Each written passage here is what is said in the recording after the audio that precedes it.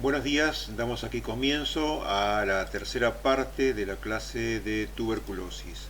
Durante el transcurso de esta clase veremos los signos y síntomas que presenta la enfermedad, de qué manera realizamos el diagnóstico presuntivo y con qué elementos llegamos al diagnóstico de certeza, cuál es la estrategia de tratamiento de la tuberculosis, de qué manera la prevenimos y hacia el final de la clase haremos una pequeña descripción de las micobacterias tuberculosas y de la enfermedad que causan. Como en todos los casos que concurre un paciente a la consulta, ustedes deben realizar una anamnesis del paciente. A través de las respuestas que el paciente les dé, ustedes podrán primero evaluar si este paciente se encuentra en alguno de los grupos de riesgo conocidos para la tuberculosis. El paciente entonces dirá que tiene alguno de estos síntomas. Podrá decir que tiene fatiga, que siente dolor en el pecho, que por las mañanas amanece todo sudado, que moja la sábana, que moja la funda de su almohada. Esto es debido a las febrículas nocturnas que el paciente sufre. El paciente puede referir haber sufrido pérdida de peso y también puede referir tener tos con o sin producción de esputo. También puede referir que, y esto ocurre con los casos avanzados de la enfermedad, el paciente encuentra sangre en el esputo. A todo esto ustedes deben sumar todos aquellos otros hallazgos producto de la evaluación clínica del paciente.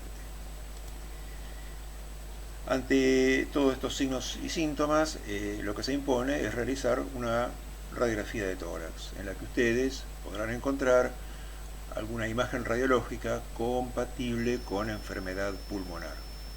Habiendo llegado a este punto y ante la sospecha por la anamnesis, signos y síntomas de que pudiera tratarse de un caso de tuberculosis, lo que se impone es la toma de una muestra de esputo. Esta muestra de esputo se debe realizar de manera seriada, es decir, al menos 2 esputos separados 48 horas, en los que ustedes van a indicar, van a solicitar al laboratorio la búsqueda de bacilos ácido alcohol resistentes y también el cultivo para la búsqueda de micobacteria tuberculosa. Una vez que se han recopilado todos los datos clínicos del paciente, ustedes cuentan con un pretest clínico. Todas las recomendaciones que a continuación vamos a dar emanan del Consenso de Tuberculosis de la República Argentina. Si tiene muchos datos indicativos de tuberculosis, estamos entonces en presencia de un alto PC. Un alto PC sumado a una radiografía de tórax típica y al menos 2 baciloscopías positivas, ustedes lo que deben hacer en este caso es iniciar el tratamiento convencional, pues asumen que el paciente debe estar tuberculosis. Obviamente, un tiempo después tendrán los resultados del cultivo que podrá confirmárselo. En el caso de tener un alto pretest clínico, pero no tenemos baciloscopías positivas, mientras esperamos el resultado del cultivo, y si se trata de un paciente de menos de 60 años de edad y que ha experimentado una pérdida de peso de más del 10% y que nunca ha recibido previamente tratamiento antuberculoso, entonces en este caso vamos a instaurar el tratamiento por espacio de 3 meses. Al cabo de 3 meses se va a reevaluar el paciente y se va a verificar si existe o no mejoría clínica. En caso de existir mejoría clínica, esto nos está diciendo que eventualmente el paciente tenía tuberculosis, cosa que a lo mejor ya podemos saber a esta altura por el resultado del cultivo, y que el tratamiento fue exitoso, en cuyo caso continuaremos con el tratamiento convencional. Pero también puede ocurrir que el paciente no mejore. En ese caso, de no haber mejoría clínica ni radiológica, se hace una reevaluación en un centro de mayor complejidad. Todo lo descrito anteriormente se hace en un centro periférico, pero a partir de ahora debe hacerse la evaluación del paciente en un centro en donde se realizará la amplificación por PCR con secuencias específicas, con primers, con secuencias específicas para las micobacterias tuberculosas a partir de una muestra de esputo. En caso de no contar con una muestra de esputo adecuada, deberán obtenerse muestras por medios más invasivos. Específicamente será una broncofibroscopía y de no resultar una muestra adecuada deberá hacerse una biopsia pulmonar. Existen otros métodos también, pero cada uno per se no puede dar un diagnóstico, pero son indicativos de la posibilidad de la presencia de la tuberculosis. Por otro lado, existen los individuos que tienen un bajo o intermedio pretest clínico. En ese caso la radiografía de tórax es atípica, no hay vaciloscopía positiva, pero podemos tener otro dato que suma, que es que el individuo sea esté infectado por el virus de la inmunodeficiencia humana o que esté sufriendo una inmunodeficiencia. Si este fuera el caso, a este individuo directamente se lo debe evaluar en un centro de alta complejidad.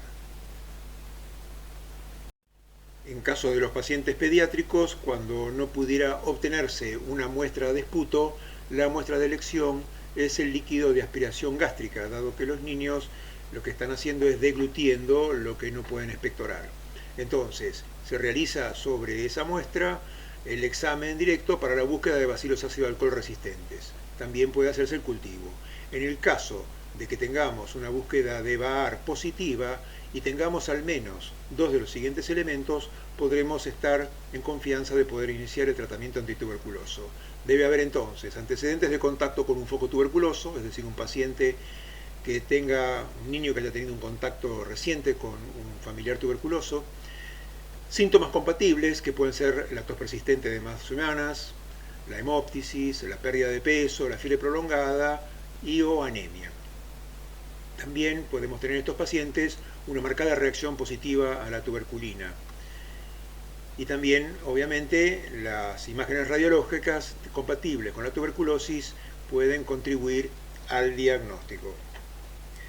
A medida que corre el tiempo, ya podremos tener un resultado del cultivo que pudiéramos haber realizado con las muestras que hayamos tomado, y también evaluaremos al paciente. Si se observa una respuesta favorable al tratamiento antituberculoso empírico que hemos instituido, como por ejemplo disminución de los síntomas en general, aumento de peso significativo en el transcurso de 2 meses, podremos continuar con el tratamiento asumiendo que este tratamiento ha sido efectivo y lo que el paciente tenía originalmente era efectivamente una tuberculosis. Para el diagnóstico microbiológico, las muestras obtenidas de los pacientes se remiten al laboratorio. Se realizan tinciones, o sea, frotis que van a ser teñidos mediante la técnica de Ziehl-Neelsen o por la técnica de tinción con auramina rodamina. En el caso de Ziehl-Neelsen, ustedes podrán ver los bacilos rectos o ligeramente curvos teñidos con fucsina, básicamente van a ver ese color fucsia.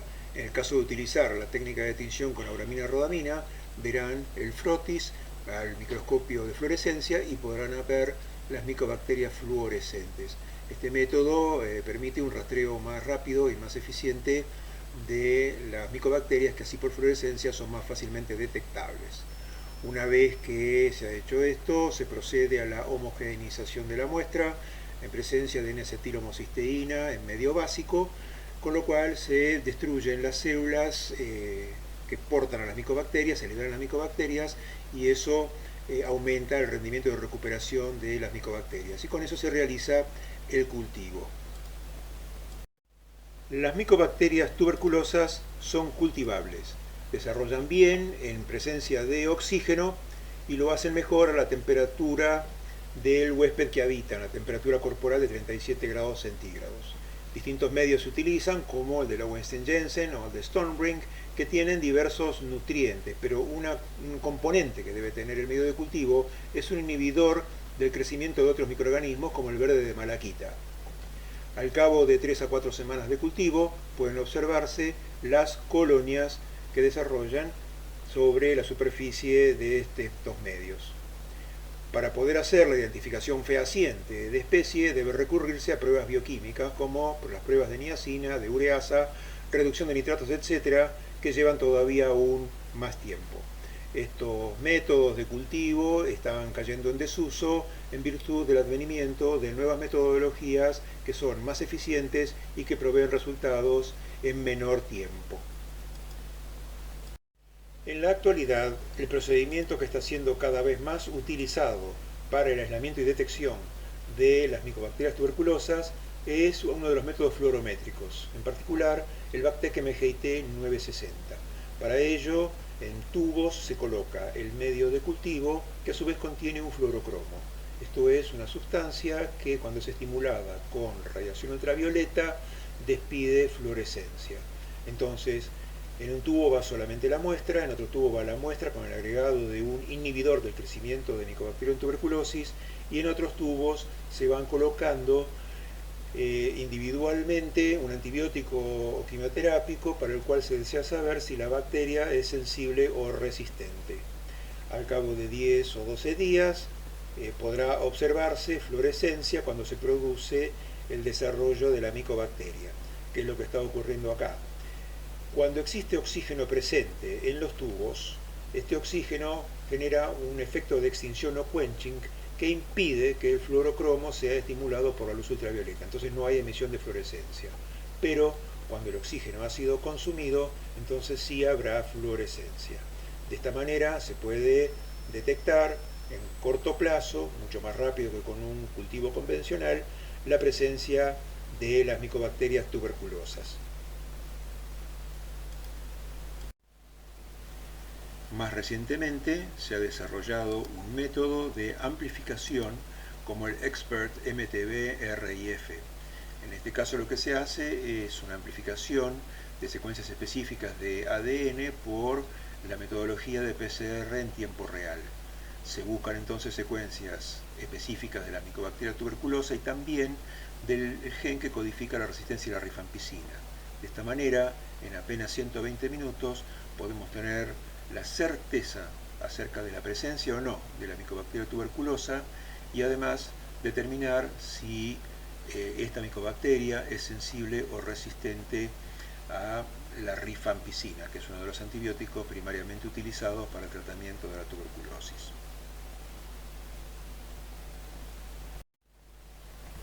Una vez que se ha tomado la decisión de iniciar el tratamiento antituberculoso de un paciente, es importante conocer la susceptibilidad a los antibióticos de la bacteria causante de la enfermedad. Para esto existía, en la época en que los cultivos se hacían en medio de Lowenstein-Jensen o algún otro medio de cultivo semisólido, el método de las proporciones.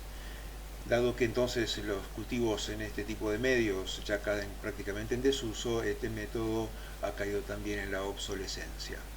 Existían otros métodos que utilizaban bacteriófagos, por ejemplo, o métodos de la nitrasa que servían para determinar resistencia a alguno de los quimioterápicos y rifampicina, pero estos métodos también han caído en desuso. La forma en que hoy habitualmente se determina el patrón de susceptibilidad a los antibióticos y quimioterápicos es, como les expliqué antes, con el Bactec MGIT 960, con el agregado de tubos individuales en los que en cada uno se coloca el antibiótico para el cual se desea saber si la bacteria es sensible o resistente. También la amplificación de secuencias específicas en forma automatizada por el método de Expert, que de entrada nomás ya nos permite saber, después de 2 horas, si la bacteria es sensible o resistente a la rifampicina. De la misma manera, utilizando los cebadores o primers específicos, uno puede buscar por amplificación por PCR también la posibilidad de que existan otros genes que determinan resistencias a otros antibióticos.